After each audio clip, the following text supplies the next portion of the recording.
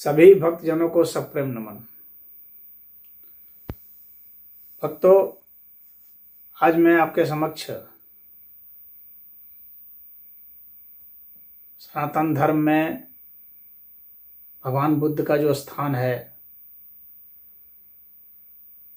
और उस स्थान से जो उन्हें निकालने की साजिश हुई, सनातन धर्म में भगवान बुद्ध को विष्णु का अवतार कहा गया और वामपंथी इतिहासकारों ने और बाद में कुछ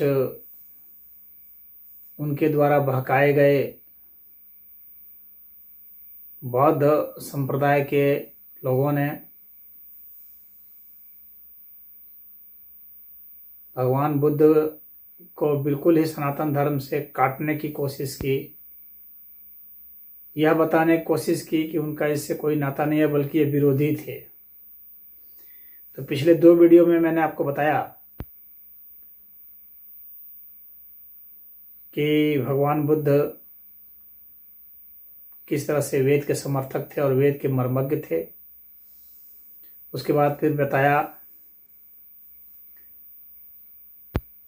कि भगवान बुद्ध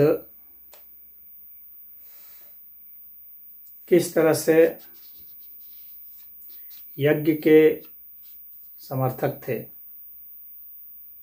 और अब इस वीडियो में मैं आपको यह बताने जा रहा हूं कि भगवान बुद्ध पुनर्जन्म को मानते थे।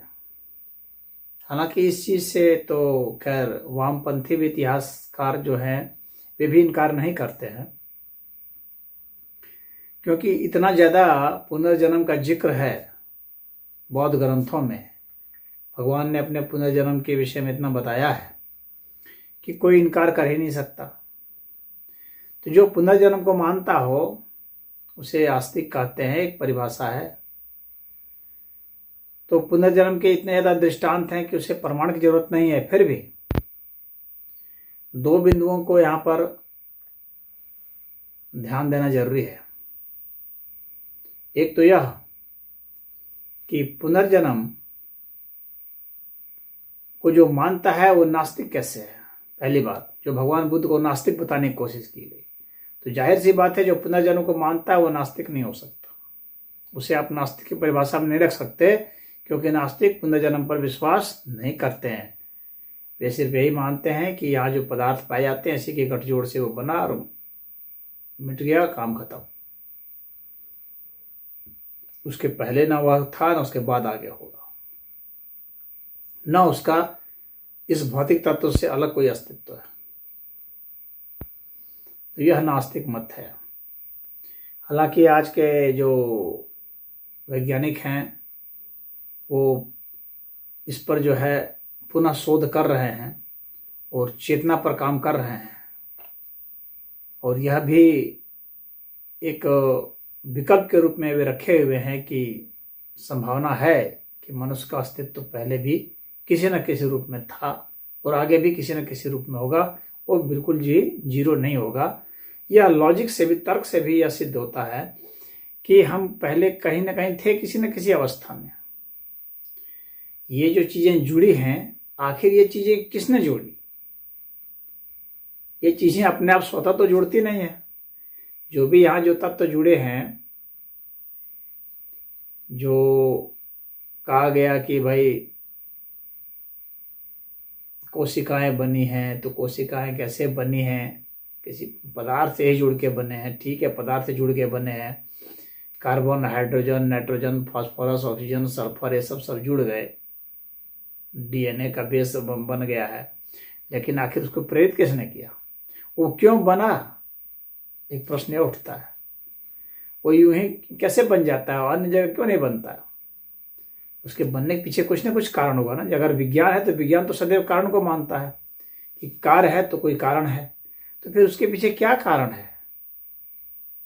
ये कार्बन, हाइड्रोजन, ऑक्सीजन जो है, सल्फर जो है, ये सब मिल करके ये कैसे न्यूक्लियोटाइड बनाए? एक बहुत बड़ा प्रश्न उठता है। एमिनो एसिड बेस कैसे बन गया, किस प्रेरणा से वो बन गया, और वे फिर कैसे डीएनए का बेस बना दिए। आखिर किसी प्रेरणा से आ रही है ना, कोई सूचना उससे आ रही है ना। यह विकास के क्रम में विकसित हुआ है, तो आखिर कहीं से विकसित हुआ है, कोई प्रेरणा है ना, कोई इन्फॉर्मेशन है ना जो उसमें जा रहा है। उसको प्रेरित करने वाला कौन है, उसको एनर्जाइज करने वाला कौन है, उसको ऊर्जा देने वाला कौन है, यह एक बहुत बड़ा प्रश्न उठता है जिसे नास्तिकों को उत्तर देना है। तो खैर, भगवान बुद्ध की एक बात तो यह हो गई कि उन्हें फिर इस आधार पर नास्तिक नहीं कहा जा सकता है, क्योंकि पुनर्जन्म को मानते थे। और दूसरी बात कि पुनर्जन्म होता किसका है। कुछ लोग कहते हैं भगवान बुद्ध आत्मा को नहीं मानते थे, तो जो लोग ऐसा आरोप लगाते हैं उन्हें यह बताना पड़ेगा कि फिर वो पुनर्जन्म किस चीज का मानते थे। आखिर शरीर में कुछ तो है जो कि फिर से जन्मता है। जब वे खुद मानते थे पुनर्जन्म, उन्होंने अपने कई जन्मों की बातें बताई है, उनको बोधिसत्व कहा है, जो धीरे धीरे बाद में चल करके बुद्ध हो जाएगा। तो कई जन्मों की जो कहानी उन्होंने सुनाई और उसके जो अनुभव सुनाए, तो आखिर उसमें क्या चीज़ थी जो जा रही थी लगातार, जो एक न एक तरह से कोई सूचना अपने में रखी हुई थी। क्योंकि हमारी ये बुद्धि और मन ये तो डिस्ट्रॉय हो जाता है, ये तो नहीं जाता है, ये तो शरीर के साथ जल जाता है। फिर जाता क्या चीज़ है? तो जो चीज़ जाता है, एक से सूक्ष्म शरीर ही जाता है, तो उसी को सूक्ष्म आत्मा कहा जाता है, उसी को आत्मा कहा गया। और उसका भी और जो सूक्ष्मतम पहलू है वो दिव्य आत्मा है। वो मैंने कई जगह मैंने और भी वीडियो में बताए हैं, गीता के उपदेश में भी बताए हैं, लेकिन यहाँ पर मैं इतना ही बता देना चाहता हूँ कि जो पुनर्जन्म को मानता है उसे आत्मा मानना ही होगा। क्योंकि एक शरीर से दूसरे शरीर को फिर जाती क्या चीज़ है? जो चीज़ जाती है उसी का नाम आत्मा है, या उसका नाम आप कुछ भी रख दें, उससे कोई फर्क नहीं पड़ता है। लेकिन भगवान बुद्ध ने इसे माना है और आत्मा जैसा ही माना है, तो इसको समझ लेने की जरूरत है। तो बुद्ध ने आत्मा को भी गतिवान माना है, गतिशील माना है, परिवर्तनशील माना है, यह बुद्ध ने कहा है। तो सनातन धर्म का जो सूक्ष्म शरीर का सिद्धांत है, तो वह भी तो आत्मा को वह मानता है। शाश्वत तो वह दिव्य आत्मा को मानता है, सूक्ष्म आत्मा को शाश्वत नहीं माना गया है। सनातन धर्म में दिव्य आत्मा को शाश्वत माना गया है। तो बुद्ध भी आत्मा को मानते थे, लेकिन उसे परिवर्तनशील मानते थे। तो परिवर्तनशील आत्मा की तो बात हो ही रही है, सनातन धर्म भी यही मानता है। लेकिन जब दिव्य आत्मा की बात आएगी, जो परिवर्तन से परे है, तो उसकी चर्चा हम लोग बाद में करेंगे, लेकिन किसी अगले वीडियो में। परंतु आत्मा वे मानते थे, यह बात सिद्ध है। हाँ, वो ऐसी आत्मा मानते थे जो कि गतिवान है, जो अपना स्वरूप बदलती है, जो अनुभवों से सीखती है, और उसके बाद वह आत्मा फिर जिस तरह से यह शरीर मरता है, उसी तरह से वह आत्मा भी लीन हो जाती है, समाप्त हो जाती है। इस तरह की बातें बौद्ध दर्शन में बताई गई है। अब जो है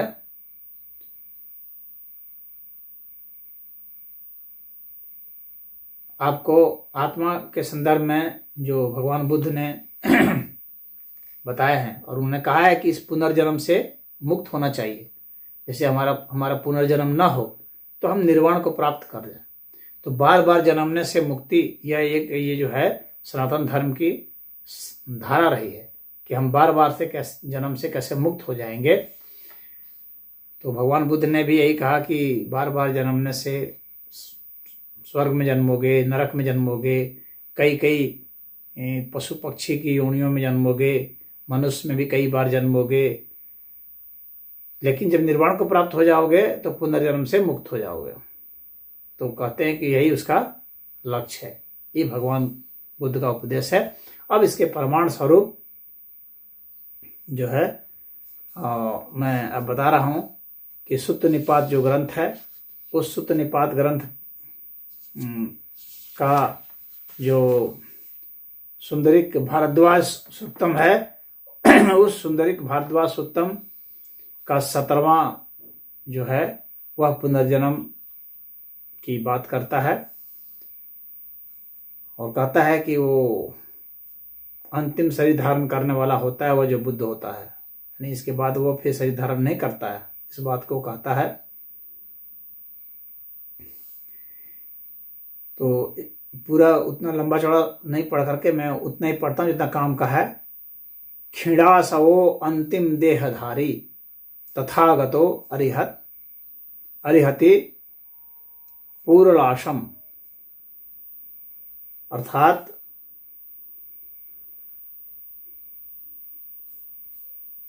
क्षीणाश्रव और अंतिम शरीर धारण करने वाले तथागत, वह क्षीणाश्रव वह तथागत, वह जो क्षीणाश्रव हो गए अंतिम शरीर धारण करने वाले तथागत ही पूरी और चिवरा के योग्य हैं, यानी उन्हें ही जो है दक्षिणा देना चाहिए।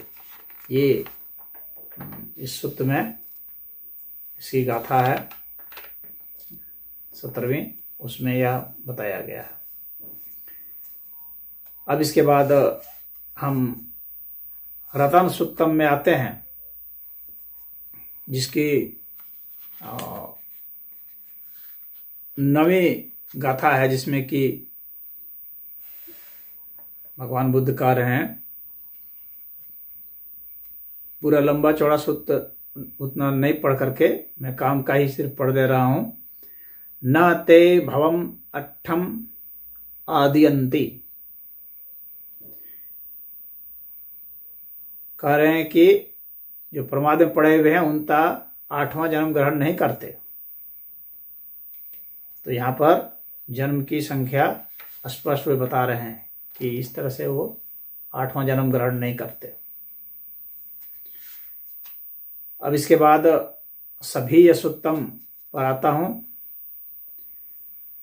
उसकी जो 8वीं गाथा है वो यह कह रही है कि कप्पानि विच्चेय केवलानि संसार दुभयम चुतुपपातम विगतरजमरंगनम विशुद्धम पत्तम जातिख्यम तमाहो बुद्धंती, अर्थात जिसने तृष्णा का मनन कर कैवल्य पा लिया, संसार की उत्पत्ति और च्युति दोनों को जान लिया है, जो तृष्णा आदि मलों से रहित तथा निर्मल है, विशुद्ध है, उसने जन्म क्षय को प्राप्त कर लिया है, उसे बुद्ध कहते हैं।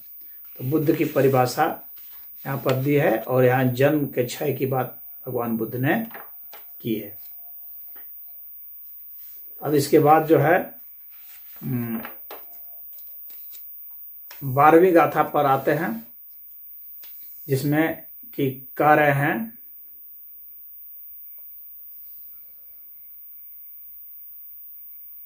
निन्हाय सब पापकानि अज्झतम वैद्धा च सब लोके देव मनुष्येषु कपियेषु कप्पम नेति तमाहु नहात कोति, अर्थात जिसने सारे लोक में भीतर और बाहर से सब पापों को धो डाला और जो आवागमन में पड़े देवताओं और मनुष्यों में फिर जन्म ग्रहण नहीं करता, यानी देवता और मनुष्य में भी जो नहीं जन्मता उनमें भी जन्म करके अब वो निकल गया है, वह स्नातक है। तो स्नातक की परिभाषा भगवान बुद्ध ने यहाँ पर की है। अब इसके बाद शैल सुत्तम में ये इसी में है, इसी सूत्र में है, सभी सूत्र में ही है 26वां सूत्र फिर। और 26वां सूत्र में ये कह रहे हैं छित्वा आसवाने आलयाने विद्वासो न उपेतु गभ्य सच्यम सब्बम ते विधम पुनज पंकम नेति तमाहु अरियोति, अर्थात जो चित्तमलों के आलयों को समाप्त कर फिर जन्म नहीं ग्रहण करता, जो सारे त्रिविध कामों को त्याग कर फिर काम भोग में नहीं पड़ता, उसे आर्य कहते हैं। आर्य की परिभाषा इन्होंने की है यहाँ पर। और आर्य में भी बहुत ज़्यादा विवाद है कि आर्य है बाहर से आए तो भीतर से आए, तो आप लोग जानते ही होंगे। आर्य कोई बाहर से आने वाला कोई नस्ल नहीं है। आर्य तो व्यक्ति की उपलब्धि है, अपने श्रेष्ठता को जब प्राप्त हो जाता है व्यक्ति, उसको आर्य कहते हैं। खैर, हम भगवान बुद्ध ने आर्य के विषय में क्या कहा है इस पर एक अलग से वीडियो बनाऊंगा। लेकिन यहाँ पर मेरा तात्पर्य है कि जन्म ग्रहण नहीं करता फिर से, तो उस विषय में है पुनर्जन्म को सिद्ध करने के लिए।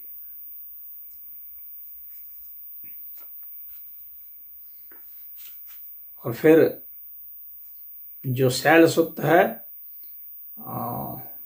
उस शैल सुत्तम में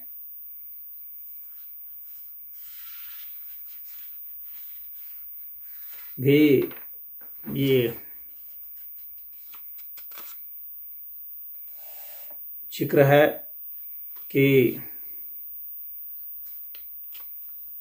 किस तरह से इसी जन्म में साक्षात करके निर्वाण को प्राप्त हो जाता है व्यक्ति। तो उसका यहाँ पर वर्णन है,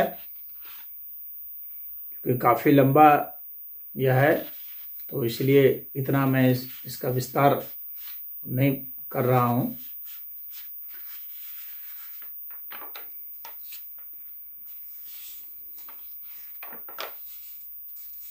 आपको अर्थ बता दिया खाली।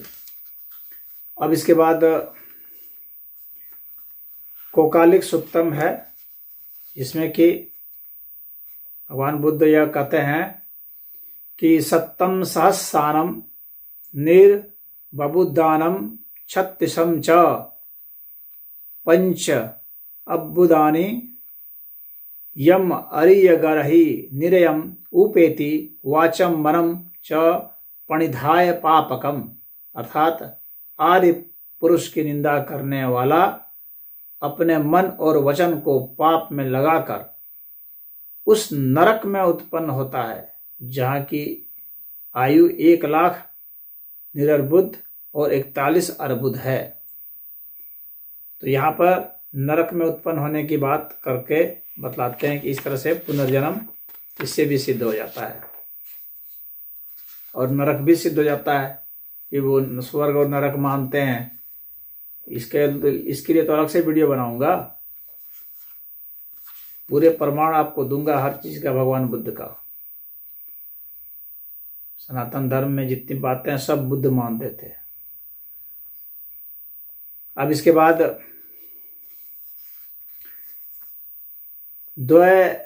द्वयतानुपश्यना सुत्तम। तो द्वयतानुपश्यना सुत्तम का यह 10वां सुत्त है, 10वीं गाथा है, 10वीं गाथा है, जिसमें कि बुद्ध कह रहे हैं समदशा वेद गुणो समद्ज्ञान पंडिता अभिभुच्य मार संयोगम नागच्छन्ते पुनः भवन्ति। तो इसका अर्थ है कि समदर्शी वेदज्ञ पंडित सम्यक ढंग से जानकर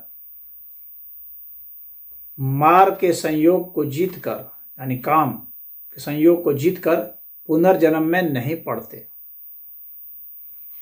तो यहां भी भगवान बुद्ध ने बताया है कि पुनर्जन्म से, बार बार जन्म से हम कैसे मुक्त हो सकते हैं काम वासना को जीत करके। तो यहां भी पुनर्जन्म की मान्यता सिद्ध हो जाती है। इसके बाद जो है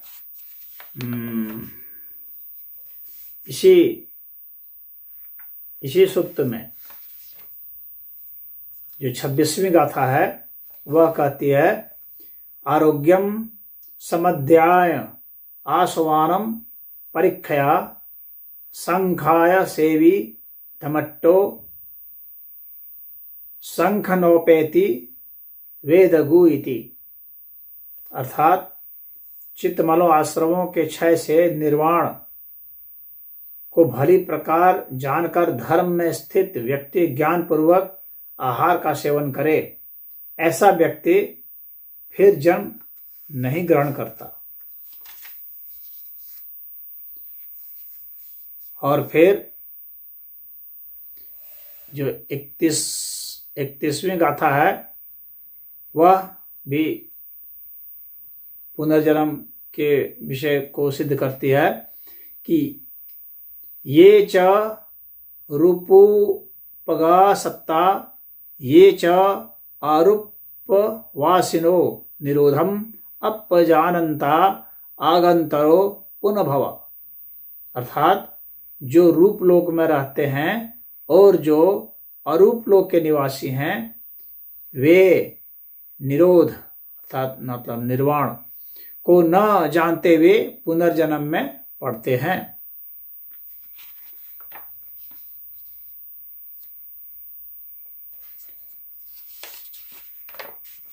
अब इसके बाद कलह विवाद सुत्तम, इस कलह विवाद सुत्तम में यह 5वीं गाथा है जो फिर पुनर्जन्म के प्रमाण को देती है।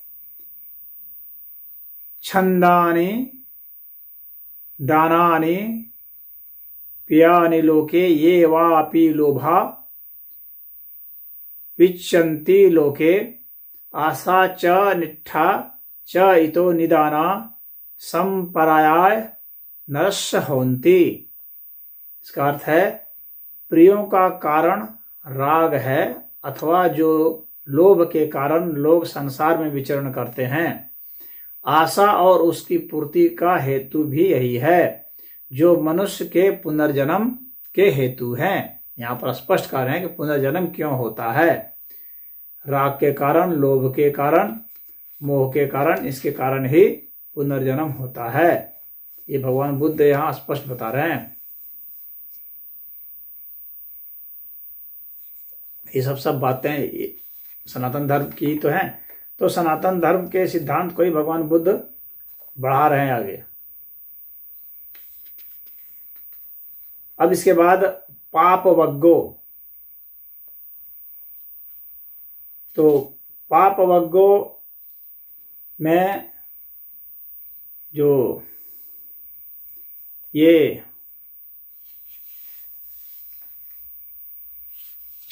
11वां ये धम्म पद का है, पाप वग्गो, सूत्र निपात का नहीं, धम्म पद का है पाप वग्गो। तो उसका जो 11वीं गाथा है और कुल में धम्म पद के कुल में 126वीं है और पाप वग्गो की 11वीं है। तो इसमें वो स्पष्ट बताते हैं कि कौन लोग नरक में जाते हैं, कहाँ उत्पन्न होते हैं। कहते हैं गब्भ में के उपज्जन्ति निरयम पापकम्मिनो सग्गम सुगतिनो यन्ति परिनिबन्ति अनासवा, अर्थात कोई गर्भ में उत्पन्न होते हैं, कोई पाप कर्म करने वाले नरक में जाते हैं, कोई सुगति वाले स्वर्ग में जाते हैं। तो आप देख सकते हैं स्वर्ग और नरक यहाँ भी भगवान बुद्ध स्पष्ट बता रहे हैं, स्वर्ग और नरक की प्रमाणिकता दे रहे हैं और इससे पुनर्जन्म की भी प्रमाणिकता सिद्ध होती है। और अनाश्रय परिनिर्वाण को प्राप्त होते हैं, जो अनाश्रय होते हैं वे परिनिर्वाण को प्राप्त होते हैं।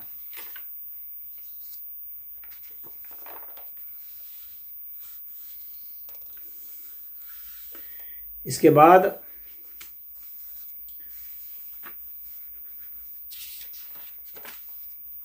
ब्राह्मण वग्गो है, ये 26वां अध्याय है धम्म पद का, ब्राह्मण वग्गो।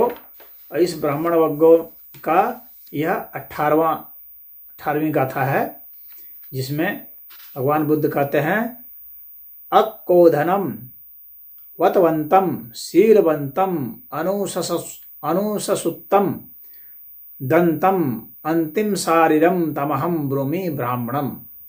किसको ब्राह्मण कहा जाता है उसके विषय में भगवान बुद्ध बता रहे हैं कि जो क्रोध न करने वाला हो, व्रती हो, शीलवान हो, अनुत्सुक हो, संयमी हो और अंतिम शरीर वाला हो, उसे मैं ब्राह्मण कहता हूं। यानी जिसका इसके बाद फिर जन्म नहीं हो, वो अंतिम जन्म वाला हो, उसे ब्राह्मण मैं कहता हूं। तो यहाँ पर स्पष्ट कर रहे हैं पुनर्जन्म की को ही ये मान्यता यहाँ दे रहे हैं। इसके बाद इसी का जो है अंतिम जो है 41वां जो गाथा है और कुल का माने धम्मपद का 423वां गाथा है, जिसमें कहते हैं पुब्बे निवासम यो वेदी सग्गा पायंच पश्यति अथो जातिख्यम पत्तो अभियावसितो मुनि सब ओषित ओशानम तमहम ब्रूमि ब्राह्मणम। अर्थात जो पूर्व जन्म को जानता है, स्वर्ग और अगति को जिसने देख लिया है, जिसका पुनर्जन्म क्षीण हो चुका है, जिसकी प्रज्ञा पूर्ण हो चुकी है, जिसने अपना सब कुछ पूर्ण कर लिया है, उसे मैं ब्राह्मण कहता हूं। यहाँ ब्राह्मण किसे कहता हूं? ब्राह्मण की मान्यता, स्वर्ग की मान्यता, पुनर्जन्म की मान्यता सब यहाँ पर स्पष्ट है। तो भगवान बुद्ध के विषय में इतने थोड़े से जो मैंने प्रमाण है, पुनर्जन्म के तो हजारों प्रमाण हैं बौद्ध ग्रंथों में, लेकिन इतने थोड़े से मैंने आपको बताया। यह उनको भी बताया जो कि भगवान बुद्ध को नास्तिक मानते थे और अभी मानते हैं, वे अपने में सुधार कर लें। भगवान बुद्ध ने स्पष्टतः पुनर्जन्म, स्वर्ग नरक ये सब माने, नास्तिक ये सब थोड़ी मानते हैं। तो पुनर्जन्म जो मान रहा है, स्वर्ग नरक मान रहा है, यज्ञ मान रहा है, वेद मान रहा है, उसको आप नास्तिक कैसे कहेंगे, या सनातन धर्म विरोधी कैसे कहेंगे, या वेद विरोधी कैसे कहेंगे? तो इसमें इतना ही। अगली बार मैं भगवान बुद्ध के लोक परलोक विषय पर आपको वीडियो बना करके दूंगा, जिसमें प्रमाण सहित दूंगा, और देखेंगे कि वे लोक परलोक में विश्वास करने वाले थे, वे इस बात को मानते थे।